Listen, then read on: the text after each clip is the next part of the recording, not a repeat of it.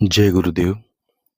अनंत कोटि ब्रह्मांड नायक सदगुरु भगवान के चरणों में कोटि कोटि वंदन, कोटि कोटि प्रणाम। सभी को हर हर महादेव, शंभो शंकर, शंभो शंकर। और जय बाबा की। दीपावली बहुत अच्छे से आशा है सबकी मनी है, और माता लक्ष्मी की कृपा रहे आप लोगों पर, यही आशीर्वाद है मेरा।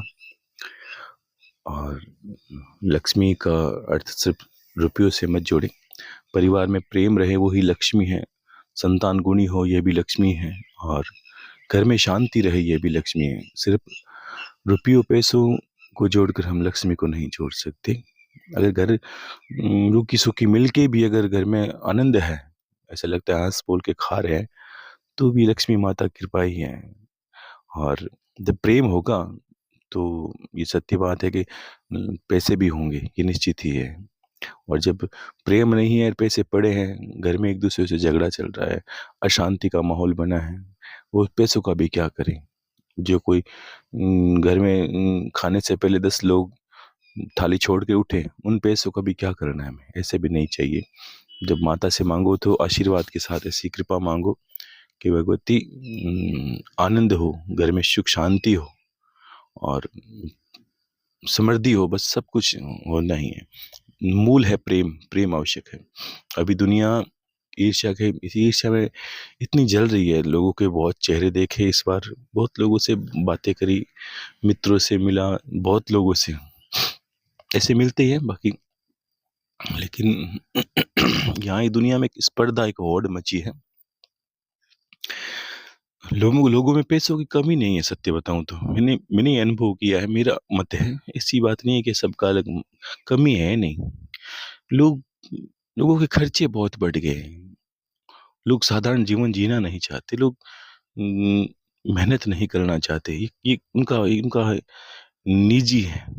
वो चाहते हैं कि उनके घर जो संतान जन्मी है वो सर्वोत्तम श्रेष्ठ विद्या हासिल करे, सर्वोत्तम वो बहुत बड़े बने, बहुत बड़े। अब पुत्रों की जिम्मेदारी उन्होंने इतनी उठा रखी है कि अब सर्वोत्तम में वो ये नहीं सोचते कि मेरा पुत्र सर्वोत्तम हो, लेकिन वो उनकी जो सोच है वो प्रतिस्पर्धा की है, जिसको आधुनिक अभी आप एक कंपटीशन कह सकते हैं, कुछ भी कहो, नाम इस पर दो।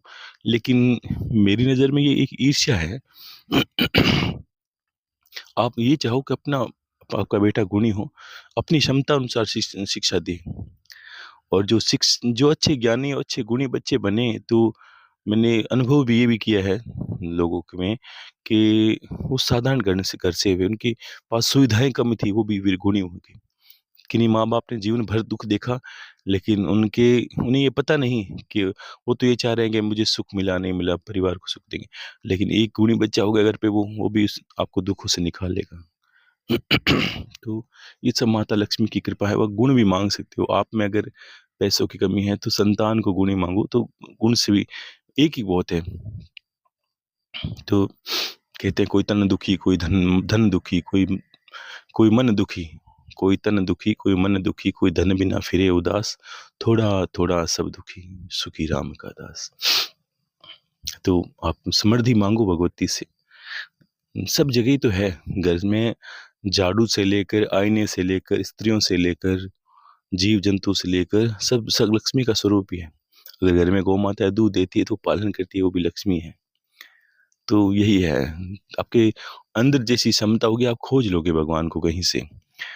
एक बहुत ज्यादा मूड इंसान के लिए भगवान का प्रारूप अलग अलग है। वो प्रथम श्रेणी के, जो हम बोलते हैं ना भक्त हैं, वो उनका जीवन पूरा मूर्ति के पास, उनकी लड़ाई झगड़ों के पास। भगवान को ताने देने भी लोग आजकल सीख गए हैं कि भगवान को इतने चढ़ा दिए, भगवान ने तो कुछ नहीं किया, भगवान इतने चढ़ा दिए, भगवान ने कुछ नहीं किया। अब हो सकता है भगवान ने नहीं किया होगा, और हो सकता है आप भगवान की वजह से जिंदा हुई, आप थोड़ी जान सकते हो। लेकिन आपको सिर्फ बस ऊपर वाली तिजोरी, बहुत बड़े चीजें, सपने, हाँ, सब पूरे होते हैं। एक ऐसी अवस्था भी मैं समझता हूँ होती है कि आप कुछ नहीं करोगे तब भी सब होता है। लेकिन उसके लिए आपको ऐसी अवस्था तक जाना पड़ता है। पहले निष्काम से आपको, ये तो आपका चैन ही नहीं होना चाहिए कि भक्ति करूं बहुत पैसे होंगे, भक्ति करूं बहुत सिद्ध इंसान बन जाऊं, भक्ति करूं आप सिद्ध बनोगे तो भी ये सिद्धि आपके शरीर के साथ चली जाएगी। जिस दिन ये शरीर जलेगा ना, लकड़ियों में सब चला जाएगा। आपके अंदर जो भी सिद्धि सामर्थ्य है, जो भी सब कुछ है, वो चला जाएगा इसके अंदर ही। मरने के बाद किसके पास सिद्धियां बची? तो आपको बस आपका चयन ईश्वर है। या सोचो कि जितने दिन रहेंगे आप यहाँ पर, आनंद से रहेंगे। लोगों को देखते रहो, ये लोगों के साथ आप दुखी, आप थोड़े परेशान हो गए, तो आप ये समझने लगोगे कि अब हम भी अभी तक इस लीला में उलझे हुए हैं, हम हटे नहीं अभी तक। गुरुदेव बाकी तो सब सही है, ये सही हो जाए, ठीक है, हाँ मेरा दुख है, तो भी आप यही समझोगे। आप आप ईश्वर की लीला को नहीं समझे, ना उस लीलाधारी को समझे हो। यहाँ ऐसा कुछ नहीं है जो स्थायी है। ये तो आपको शरीर को विचलित करने के लिए, आपको शरीर को अशांत शांत करने के लिए एक एक जगह मैंने मोबाइल में पढ़ा था, बहुत अच्छी। देखो कई कई चीजें तो ऐसी मिल जाती है अपने आप ही। ने देखा था कि क्या लिखा था उसमें, हाँ, कि एक समय था जब इंसान बने थे, अम, इंसान बनते व्यवहार के लिए, भाई इंसानों से व्यवहार करना चाहिए, और रुपये बने थे उपयोग के लिए, और आज बने हैं, आज व्यवहार तो सब कुछ उसने जो व्यवहार है वो वो तो पैसों से कर लिया। जीवन चलाने का सारी समृद्धि उसने, अपना जीवन का लक्ष्य पैसे बना लिया, और मनुष्य को एक व्यवहार के लिए छोड़ दिया, ऐसा कुछ लिखा था। कहने का अर्थ ये था कि मनुष्य से व्यवहार वो तभी करता है, उसके रिश्ते नाते तभी निभते हैं कि जब आपके पास पैसे हो। और दुनिया की चलन यही होगी, आपके पास पैसे हैं तो आपके पास ये होंगे, आपको मान सम्मान मिलेगा। अरे क्या हो गया, 10 लोगों ने आपको महान कह दिया, 10 लोगों ने नहीं कहा। क्या फर्क पड़ता है कि तुम लोग मेरी जय जयकार करो नहीं करो, मुझे तो आप बताओ, मुझे क्यों फर्क पड़ेगा? मैंने रिश्ते जाने ही नहीं है, मेरी वो दौड़ ही नहीं है, ना मेरा वो जीवन है कि मुझे ऐसा चाहिए कि आप जय जयकार करो। आप नहीं करोगे तो भी मेरा जीवन वैसे ही चलता है। मुझे तो अपने गुरु की शरण प्राप्त है, मुझे बाबा की भक्ति प्राप्त है, महादेव की कृपा प्राप्त है, देवी की असीम गोद प्राप्त है। मैं क्यों ही चिल्लाऊं? उनके लिए मैंने उनके लिए मैंने पूजा करनी है। मैं चाहता हूँ कि जैसे मैं आनंद में रहूँ, तुम भी लोग रहो, बस इतना ही। बाकी इस दुनिया से ज़्यादा आशा वाशा मत करो। पैसे मिलते हैं तो खर्च लो, नहीं मिले तो कोई बात नहीं, कमाओ तो कमाओ, सामर्थ्य है उसमें करो आप, कोई मना नहीं है। लेकिन जीवन को थोड़ा समझो तो सही। यहाँ एक विचित्रता है, शरीर में भी एक विचित्रता है कि जिस चीज़ के पीछे भागोगे वो चीज़ और आगे भागती जाती है। आपने अनुभव किया होगा, जैसे गरीब इंसान है, आप अनुभव करोगे, ये सामाजिक व्यवहार के अंदर है। जिसके पास 100, 200, 500 या 1000 रुपए है, वो वो इंसान, आप देखो, मजदूर वर्ग के इंसान, हम्म, वो किस तरह वो कपड़े के अंदर मैंने यहाँ पिछली बार कोई काम हुआ था, तो मजदूर तो आते ही, वो ईंटों पत्थर का काम था, गायत्री कमरे का। तब मुझे याद, अभी बीच में इस वो कलर को थोड़ा, गायत्री कमरे को थोड़ा सही किया, साफ सुथरा, दीपावली को। तभी वो मजदूर आते हैं, तब वो पहले जेब के अंदर, जेब मतलब पसीने से भीगी हुई वो एक गंजी सी, बनियान सी रखते हैं, उसके अंदर भी एक जेब है, और उसके अंदर एक प्लास्टिक है, प्लास्टिक के अंदर वो पैसे रखते हैं। मतलब एक समझो आप, यानी देखने का अर्थ है वो कितना संभाल के रखते हैं, और पैसे उनसे दूर भागते। मेहनत उसमें कम करती है कि मेहनत से पैसे आते तो मजदूर के पास भी होते, वो नहीं, वो उनका रखने का तरीका है। और जिनके पास पूंजीपति है, वो आपने देखा, वो पैसों से ऐसे उड़ा रहे हैं, पैसों को अय्याशी में उड़ा देते हैं, दारू शराब मदिरा अंड संड, कितना ही मतलब गंदी गंदी चीजों पे उड़ा देते हैं, तो पैसों कमी नहीं है।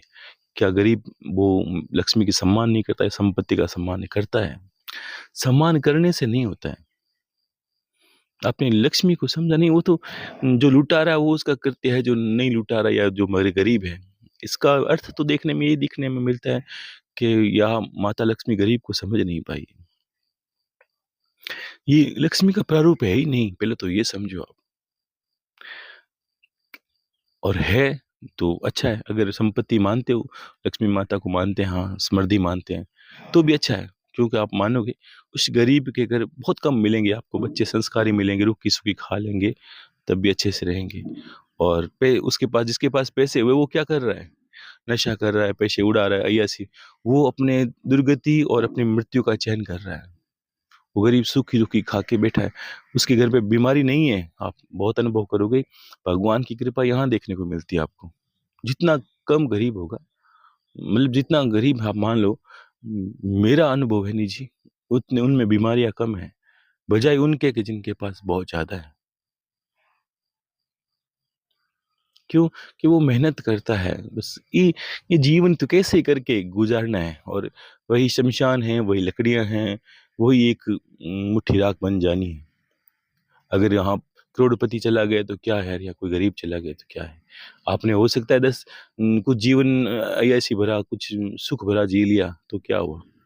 यहाँ दुःख तो किसी भी माध्यम से मिल जाता है, वैसे सुख का कारण नहीं है। ये अनुभव आप कर लोगे, अगर होंगे तो अनुभव कर लोगे, नहीं है तो भी अनुभव कर लेना।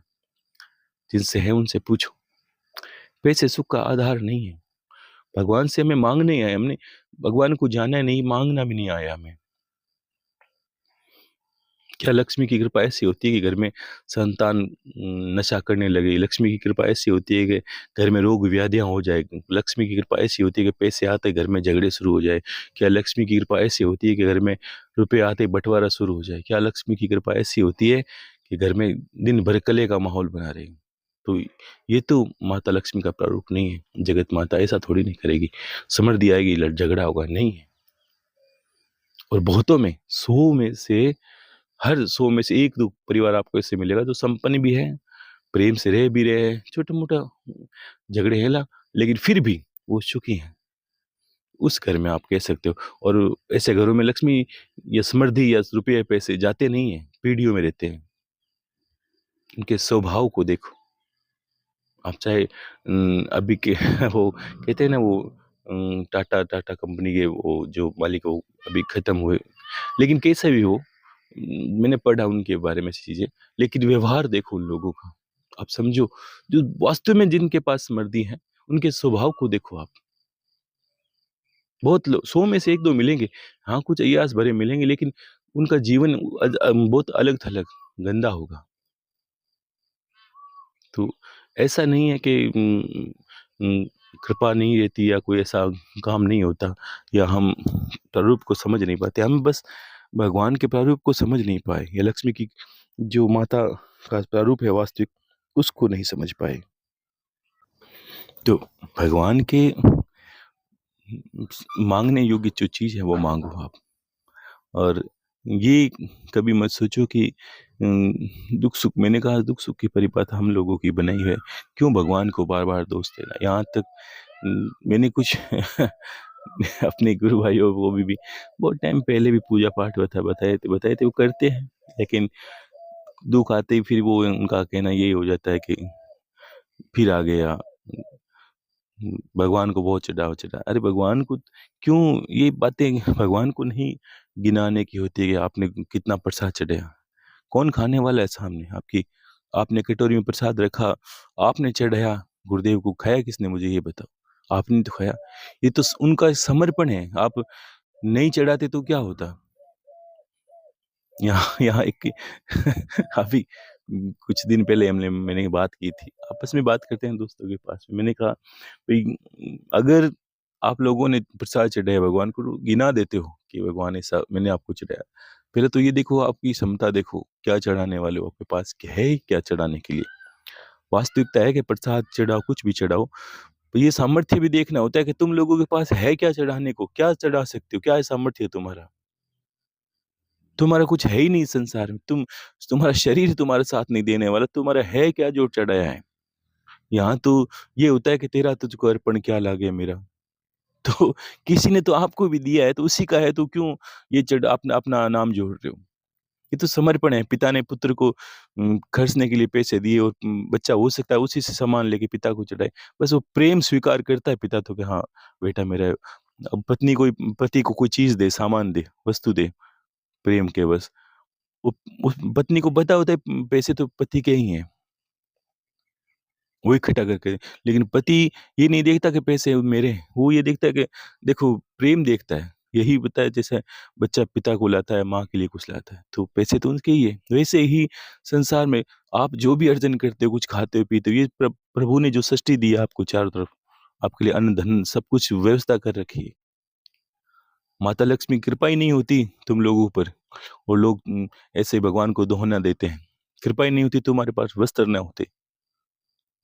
आप आरती गाते हो तो लिखा है ना, खान-पान का वैभव सब तुमसे आता। ये क्या है? धरती से अन्न, धन, ये कपड़े, जो भी आप वस्तु दिन भर खाते हो, उनका एहसान कभी जताया क्या? जिस घर में बैठे हो उसकी ईंट, पत्थर, बाटे कुछ भी लगे आपके, वो सब भूमि से निकल के आते हैं।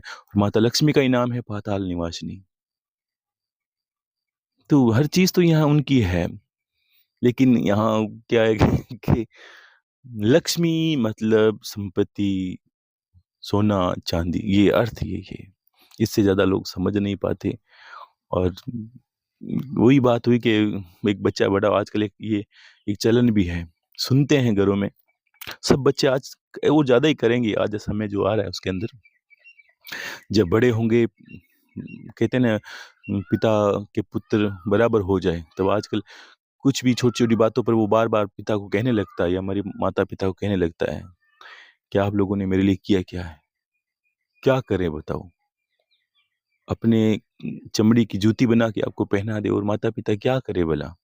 आपको जन्म दिया, आपका पालन-पोषण किया, 9 महीने गर्भ में रखा। अच्छे से एक संत थे राम सुखदास जी महाराज, कितनी अच्छी उनकी बात थी कि माँ की जब तुलना करते हैं, तब कहते हैं अपनी इस पुत्र के अपनी चमड़ी के अगर जूते बना दे, और माँ को, माता-पिता को पहना दे, तो भी उसका एक दिन का कर्ज कौन-सा, जिसने माता ने उनको गर्भ में रखा है, वो नहीं उतर सकता। 9 महीने की बात दूर है, कि एक दिन का कर्ज नहीं उतर सकता। तो उन्होंने दूध पिलाया अपने स्तनों से, हाँ बेटा, अपने स्तनों से दूध पिलाया, अपने खुद की मानो रक्त दूध, क्या रक्त से ही दूध बनता है। तो क्या ऐसी माताओं को वो भला लोग बातों-बातों में कह देते हैं, यही आपके दोस्त बन जाते हैं जीवन में आगे, अगर वही आके कहीं आपको दुःख कर देते हैं पैदा। अगर आपके बातों से आपके माता-पिता का, गुरु का और भगवान का दिल दुखे, और किसी गरीब का दिल दुखे, ऐसा आपको जीवन में कभी नहीं करना। ये आप एक एक गाँठ बाँध लो जीवन में। कहते हैं ना, एक तो दुखी इंसान की कभी दया नहीं लेनी चाहिए, गुरु का कभी श्राप नहीं लेना चाहिए। कभी भी माता-पिता का आँखों में आपकी वजह से आँसू नहीं आना चाहिए, और भगवान को कभी दोना नहीं देना। ये चीज़ें आप कुछ कह के कभी भगवान को चढ़ाए, उसको आपको गिनना नहीं है। वो तेरा था ही नहीं, सत्य बताऊँ तो। वो तो किसी कृपा से आता है, और आप भी उसमें शामिल हो। अगर यहाँ मान मान लीजिए गायत्री कंठक कुछ खाते हैं, पीते हैं, तो ये इनका दिया हुआ है, मेरे पास कुछ नहीं है। आपने कुछ भेजा तो भी इनका दी हुई है, और ये खा रहे हैं तो भी इनका दिया है। हो सकता है इनकी वज़ह से, हाँ, सब चलता है यहाँ, इनकी वज़ह से ही खा रहा हूँ। तो ऐसा ही होता है यहाँ पर। अपने पास कुछ नहीं होता है, आपके एक इंसान का कोई सामर्थ्य ही नहीं है। आपको संतान दी तो भगवान, ये भी कृपा है, कोई निसंतान भी है दुनिया में। आपके पास परिवार है तो कोई ऐसे अनाथ भी हैं। तो कितनी-कितनी है। आज सुबह से शाम तक ये सोच के बताओ मुझे कि आपने के पास इतनी कौन-सी वस्तुएँ हैं, या इतना क्या-क्या है जो भगवान ने दिया है? आपको जन्म दिया कि हाँ, भगवान ने दिया। क्या आपका अंग भंग नहीं किया? लोग विकलांग भी जन्म लेते हैं कि हाँ, तो भी ये भगवान की कृपा है। आपको परिवार दिया, माता-पिता दिया, हम लोगों के माता-पिता भी नहीं हैं। आपको एक, आप चाहे झगड़ा ही करो, तब भी आपके पास परिवार तो है झगड़ने के लिए, लोगों के पास वो भी नहीं है, वास्तविकता ये है। आपके पास नाराज़ होने के लिए कोई है तो सही, पति है, पत्नी है, बच्चे हैं, भाई-बंधु है, माता-पिता है। लोगों के पास, जिन लोगों के पास है नहीं, उनसे पूछो, कदर उनको कभी नहीं होती जिनके पास है, ये वास्तविकता है। तो जो दिया है चारों तरफ, उसका, उसी का धन्यवाद भगवान को करना चाहिए, तब भी उसको लगे तो कम से कम आपने एहसान तो जताया मेरा। क्या हुआ, भगवान ऐसा परिवार दे दिया, क्या मुझे दिया? अरे! जीवन के ये खट्टे अनुभव हैं, इनमें आप ये कभी मत सोचो कि मुझे घर में इसने कुछ कह दिया, दुःख दे क्या, थोड़ा ऊपर की बुद्धि से सोचो जो मैं कह रहा हूँ। ये आपके अनुभव हैं, आप ही के हैं, कोई है तो, और वो और ज़्यादा गहराई में जिसमें आप योग की बातें समझने का, हाँ बेटा? जी। अगर ऊपर से सोचोगे तो क्या अनुभव होता है पता है? अनुभव ये होता है कि सब में आप ही का रूप है। बातें योग की करते हैं, योग है क्या? पूर्ण योग किसको कहते हैं?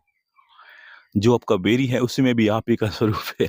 वो तो व्यवहार से, खाने-पीने से चेंज है, अलग दिखता है।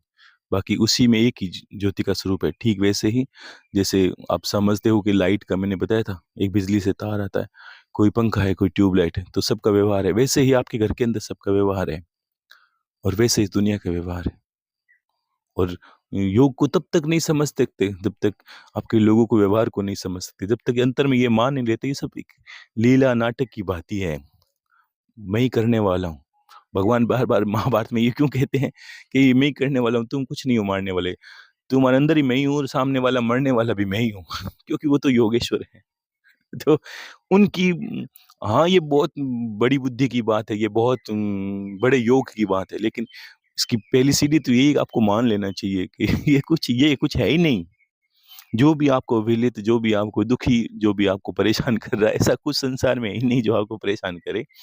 ये तो बस एक क्या ना एक नाटक की बात ही चल रहा है सब कुछ। तो कोई कहे तो सुन लिए क्या है? किसी ने कहा ठीक है, कोई क्रोध आया तो आप प्रकट मत करो बस ठीक है अंदर रहने दो कुछ नहीं, 2 मिनट बाद आप भी शांत हो जाओगे कुछ नहीं है। और ये बात गिन के गाँठ मान लो, कुछ नहीं है इस संसार में जो आपको परेशान करे, आप परेशान होते ही क्यों? शरीर है तो इसका अंत भी होगा, ये तो आप मान के लोहे का तो होगा नहीं। 50 बार हर दिन काम करते वक़्त मुझे चोट लग जाती है, तो पूजा पाठ करता हूँ इसका अर्थ ये नहीं कि मेरा शरीर लोहे का बन जाए। शरीर है, मौसम से परेशान होगा, सर्दी गर्मी से परेशान होगा, चोट लगेगी, गिरेंगे, उठेंगे, गिरेंगे। तो ये इसमें कोई भगवान का रोल थोड़ी ना है। अगर अभी मैं काम करूँ आप कहोगे गुरुदेव काम करते हैं, पूजा-पाठ करते हैं को बस उनकी तो कृपा है गुरुदेव की। हाँ, निश्चित है। लेकिन अगर मैं गिरूँगा तो चोट लगेगी, तो इसमें भगवान को दोना कहाँ है बताओ? शरीर है, कहीं लापरवाही हो गई, गिर गया, कहीं उम उम, कुछ आज हो सकता है कंठक पास है, कोई वो भी छुट्टी में चोट लगा दे। बच्चा है, समझता थोड़ी ना है। तो इसमें हर चीज़ में भगवान को कोई रोग हो जाए मुझे तो इसका मतलब भगवान ने दिया है कि नहीं? तो ऐसा कुछ नहीं है। कोई तो बहाना बनेगा ना शरीर जाने का भी और कोई तो बहाना बनेगा भगवान कृष्ण को क्या है, एक बाण लगा पैरों के अंदर और मृत्यु हो गई। तो वो भगवान ने कैसे एक बाण से चले गए बताओ? जब युद्ध महाभारत जैसी घटनाएँ हो गई वो नहीं जिए और एक युद्ध बाण हो गया। अब उसमें कथा आप कुछ भी जोड़ो और कथा है भी कि भई उनको पीछे वरदान था जो बाली भगवान ने राम ने बाली का वध किया था तब उनको वो निरपराध मारा था बाली को। अपराध भी कहा लेकिन आप भगवान नहीं मार सकते उसमें ये नियम था। तो भगवान ने कहा भई मैं तुम्हारा आप ये मान लीजिए कि दोषी भी हूँ और तो ये मैं द्वापर में जब अवतार लूँगा तो किसी तो बाली जब भगवान कृष्ण की मृत्यु हुई तो बाली आखेटक थे। एक वेले की भाँति जो शिकारी हैं और उन्होंने बाण भगवान कृष्ण के पैरों में मणि चमक रही थी, उन्होंने बाण चलाया मणि को देखकर और भगवान के पैरों में लग गई। भगवान पेड़ पे बैठे बाँसुरी बजा रहे थे और उनकी मृत्यु हो गई। अब वो एक पैर में बाण लगने से कैसे मृत्यु हो सकती है? अरे कोई तो कोई कारण बनेगा, चाहे भगवान भी क्यों ना हो। ये शरीर है तो कोई कारण बनता है, कोई निमित्त बनता है, ये सब चीज़ें चलती रहती है जीवन में। ऊपर उठोगे, बड़ी बुद्धि से सोचो, कोई किसी ने कह दिया तो सोचो अगर हम हम ये चाहते हैं, ये लोग घर परिवार में चाहते हैं, परिवार मेरा भी है, छोटी-मोटी चीज़ें लोग चाहते ही हैं कि भई मैं चाहता हूँ सब मेरी तरह सोचें, तो संभव कैसे है? मेरा इतने वर्षों का ज्ञान है, मेरे ऊपर गुरु की कृपा है, तो कोई झट से मेरी बुद्धि के बराबर कैसे सोच सकता है? तो आप इस ये बड़ी बुद्धि करके ये विचार कर लिया करो कि कोई आप थोड़ा ज्ञानी बन गए हो, थोड़ा जानकार बन गए हो, तो आपकी बुद्धि के बराबर वो कैसा हो सकता है? अच्छे में बुरे में फ़र्क क्या है? तो वो बुरा है तभी आप अच्छे दिख रहे हो तो। दोनों अच्छे हो जाओगे फिर आपको गुरु की क्या आवश्यकता है? आप जिसके पास गुरु नहीं है वो भी अच्छा ही है। तो आप ये सोच लीजिए बस इसमें अज्ञान भरा है इसलिए अज्ञान की बातें कर रहा है। कोई झगड़े, लड़ाई-झगड़ा या इस तरह के विचार बातें कब करेगा? जब वो अज्ञानी होगा और ज्ञानी है तब अगर किसी शराबी से झगड़ा करते हो, तो ये तो अनुभव आप करते ही होंगे कि जब तीसरे आदमी से पूछते हो, तो वो क्या अनुभव करेगा? भाई ये तो आप शराब पिए हुए था, मूर्ख था, नशे में था, आप तो होश में हो। बस इतना ही समझाना है मुझे, ठीक है ना? और बाकी दीपावली सबकी अच्छी रही। नए दिन को मैं ऐसी बातें नहीं कहता आपको। आप थोड़ा समझने का प्रयास करें। ये चीज़ें हैं आपको निखारने का। जैसे आप नहा धो लिए हो, आपको पाउडर क्रीम लगाने की तरह ये बातें हैं, आपको सुंदर बनाने के लिए, कि आपका चरित्र और उज्जवल उज्जवल बने, सुंदर बने। बस जीवन जियो, आनंद में क्या है, निकलना है, मेहनत करो, कुछ आए तो ठीक है, कुछ नहीं आए तो बाद में आ जाएगा, क्या है, और वैसे ही चलने दो। बाकी जब योग की बातें हैं तो कुछ लोगों ने एक बीच में प्रश्न किया, मैं भूल गया उसको देने के लिए। कुछ माताओं बहनों के प्रश्न थे, भाइयों के प्रश्न भी थे कि सर जब योग करते हैं, जो सर है हमारा वो फटने लगता है, या सर पर बहुत भारीपन आ जाता है, जब कुंभ करते हैं तब भी। देखो, हम एक कच्ची अवस्था में रहते हैं, तब हम जब भी योग करते हैं तो हमारा पूरा ध्यान, हम बार बार आंखों का जो केंद्र है उसको आज्ञा चक्र बनाते हैं। ये बनाना भी चाहिए, लेकिन आज्ञा चक्र बनाते हैं, तब हम बार बार पूरी ऊर्जा को जहाँ केंद्र बनाएंगे वहीं ऊर्जा चली जाती है। जैसे आपने आंख बंद की, कुंभ किया, आपने सोहम किया और पूरा ध्यान आज्ञा चक्र पर लगा दिया, तो धीरे धीरे आज्ञा चक्र की जगह दर्द होने लगता है, आंखें भारी होने लगती है, सर फटने लगता है, और ऐसा लगता है जैसे चक्कर से आते हैं। कभी कभी माताओं बहनों ने कहा जी सी घबराने लग जाता है। देखो, एक जगह ऊर्जा केंद्रित होती है ना, तब शरीर में ऐसा आ जाता है बदलाव, तो इसमें कोई घबराने की जरूरत नहीं है। ऐसी कभी अवस्था बने तो आंखें ध्यान खुली करके, मैंने कहा गुरुदेव का त्राटक कर सकते हो, और त्राटक करते हो तब भी अगर आंखें भर रही है तो एक बात बहुत आसान है, भगवान शिव की एक मुद्रा है शांभवी, शांभवी मुद्रा है। इसमें क्या होता है कि देखते हैं तब ऐसा लगता है जैसे भगवान शिव ने आंखें मूंद रखी है, लेकिन ऐसा नहीं है। उनकी आंखें, नेत्र, जो नाक है उसकी आगे की आगे के बिंदु पर टिकी हुई है। नाक है उसकी जो आगे का बिंदु, उसको देखना ही सांभवी मुद्रा है। तो आप ऐसा करोगे तब ऊर्जा नीचे उतरने लगती है आज्ञा चक्र से, ठीक है ना। और ऐसा करो, एक तो ऐसा किया करो, उसको आंखों पर आंखें खुली रख के ये ध्यान भी करो, और नाक के आगे आगे डंडे पर रखो। आप देखोगे, कभी मोबाइल से भी आप ऐसे देख लेना, जब कोई योगियों की पुरानी फोटो देखोगे तभी आप पता चलेगा, तिब्बत के महान योगी जो एकाग्रता दृष्टि करते हैं तभी नाक के अग्र भाग पर दृष्टि कर लेते हैं, और पलक नहीं झपकाना। बहुत आंखें आधी बंद ही रहेगी आपकी, पता नहीं चलेगा देखने में कि आंखें खुली है कि बंद है। उसको सांभवी मुद्रा कहते हैं। उससे आपकी ऊर्जा वहां सर से नीचे उतरेगी, और आपको सर भारी नहीं लगने लगेगा, और सर हल्का हो जाएगा तुरंत ही आपका। एक ये, और एक शक्ति चालनी आपका आगे का विषय है कि शक्ति चालनी क्रिया, शक्ति यानी आपकी जो ऊर्जा एकत्रित हो रही है कुंभक से, योग से, ये चालनी, चालनी किसको कहते हैं, जो चलन करती है।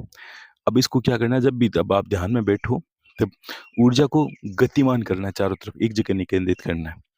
आपको क्या करना है, जैसे ध्यान में बैठे और सोहम कर रहे हो, या सोहम के बाद आपने ध्यान किया और पूर्ण गहराई में हो, तो पूर्ण अपनी पूरा ध्यान अंगूठे के अग्रभाग, पैरों के अंगूठे के अग्रभाग पे ले जाओ। एक पैर के, कोई भी हो आपका, राइट साइड का, लेफ्ट साइड का पैर, उसके अंगूठे के अग्रभाग पे ले जाओ। उस अग्रभाग को महसूस करो 10 15 20 सेकंड, और इतना गहरा महसूस करो जैसे आप वहां चले गए हो, अंगूठे के पैरों के अंगूठे के नाखून के पास। फिर ऊपर आओ, फिर जो एडी है उसके पास आओ, फिर ऐसे करके धीरे धीरे अपने पूरे शरीर पर चलते रहो, एक एक पैर के, एक पैर के, फिर दूसरे पैर पे जाओ, और ऐसे लगो जैसे आप खुद गति कर रहे हो। ये शक्ति चालनी क्रिया कहते हैं इसको। जैसे आपको लगे ऐसे गति कर रहे हो, और आपकी अगर कोई व्याधियां हैं तो आप जब ध्यान करते हो तो ऊर्जा एकत्रित होती है, तब उस व्याधि को भी आप इससे ठीक कर सकते हो, प्रयास कर सकते हो। वो जैसे पैरों में दर्द है तो आपने ध्यान किया और ऐसे अनुभव किया, घुटनों में दर्द है तो घुटने पर पूरा ध्यान फोकस कर लिया, और ऐसा विचार करो कि कोई लाल कलर की, पीले रंग की ऊर्जा है, पीला रंग ज्यादा देखना है इसमें आपको, पीले रंग की एक अग्नि सी ऊर्जा है, वो आपके यहाँ की व्याधियों को नष्ट कर रही है, जला रही है। जो शक्ति स्वरूप है, जो शक्ति है, साक्षात जगदम्बा है, वो पैरों को ठीक कर रही है। और उस पर पूरा ध्यान करके 2 3 मिनट समय दो, और फिर ऊपर आ जाओ ऐसे करके। और अंत में आधा घंटा करने के बाद पूरे शरीर में, हाथों पैरों में, सब जगह घूमना है। घूमने के बाद आपको फिर आगे चक्कर पे वापस आना है, और वापस धीरे से आंखें खोलती है उस वक्त आपको सांभवी मुद्रा करनी है। फिर आज्ञा चक्र से नीचे उतरना है और सांभवी मुद्रा करनी है। इससे आप चक्रों का भी अच्छे से ध्यान कर सकते हो। एक एक चक्र पर शक्ति चालनी क्रिया कहते हैं। इससे हमारी जो शक्ति का केंद्र करने का, या शक्ति को जागृत करने का तरीका भी बढ़ जाता है, एकाग्रता बढ़ जाती है। तब हम इसी तरह जीवन में किसी काम पर फोकस करते हैं। देखो, करते कुछ नहीं है और सिर्फ माला फेरते हैं, और ये बाहर वाली क्रिया करनी शुरू कर दी, तब हो सकता है समय लगे, लेकिन ऐसे क्रियाकर्मों में समय नहीं लगेगा आपको, ठीक है ना? ये जीवन को देखो धीरे-धीरे है, लेकिन ये आपको सुधार देगी। अगर आप में शक्ति होगी तो ये जगत को भी सुधार देगी। आप भी ऐसे बनोगे कि लोग अपने आप ही, ये क्रिया ही ऐसी है कि आपके पास भी लोग आने लगेंगे। जब शहद रखोगे तो मधुमक्खियाँ आएँगी, सीधी बात है। तो ठीक है, तो शहद ज्ञान ही है। तो ये शक्ति चालनी क्रिया आप करो, तो भी आपको अच्छा लगेगा। ये आपका आगे का पड़ाव भी है, इसको और अच्छे से समझाऊँगा आगे धीरे-धीरे, ठीक है? तो आज के लिए इतना ही कहूँगा। और अब दीपावली निकली है, अब मैंने पारे की धीरे-धीरे सामग्री सारी इकट्ठी कर ली है, और अब सिंगरफ पत्थर है, उसको सारी चीज़ें करनी है, वो अब आज शुरू करूँगा और कोशिश करूँगा। ये नक्षत्र भी देख रहा था कि पूर्णिमा से जो बड़े दिन होते हैं ना, उस वक़्त जो पारे का शिवलिंग बनाते हैं, तो उसके गुण बढ़ते जाते हैं। जैसे एकम का दिन निकला, दूज हुई, अब पूर्णिमा आएगी ना, इससे पहले कार्य करने का था। जो पारा जीवित तत्व है, साक्षात महादेव का अंश है, और पुराणों में तो इसका वर्णन है, शिव पुराण में तो इसको इसकी इतनी महिमा मंडन है कि आप पूछो ही मत। कि 1 करोड़ गोदान और कितने यज्ञ, ऐसे-ऐसे चीज़ें करने से, और मात्र की पारे की शिवलिंग की दर्शन मात्र से इतना आपका कल्याण होता है। और तो इतना बड़ा विशाल है। बाकी आपको जैसे बनेगी उस वक़्त मैं एक वीडियो खुद ही बना के आपको बताऊँगा किस तरह पूजा इसकी करनी है। और जिनके पैसे पहुँच गए उनको मैंने मैसेज कर दिया, जो है वही है, बचे हैं तो मैं देख लूँगा, और उनके नाम पते भी लिख लिए हैं मैंने। तो अब मैं धीरे-धीरे उनके 10-15 दिन लगेंगे उसमें, कोशिश करूँगा पूर्णिमा से पहले बने, और बनाऊँगा सारी चीज़ें पूर्णिमा से पहले ही, ताकि आपको भेज पाऊँ। और बाकी सबको भेजूँगा उससे पहले, हर एक इंसान को अलग से आप मैसेज कर दूँगा, भई अब ये आपको भेजना है, किस तरह भेजूँ, क्या भेजूँ? साथ में शिवलिंग जो एक जलेरी वो तो आएगी, और पादुका है, कुछ लोगों को साथ में पादुका की आवश्यकता है, वो भी प्रयास करूँगा जितनी मेरे पास है वो भेजूँ आपको।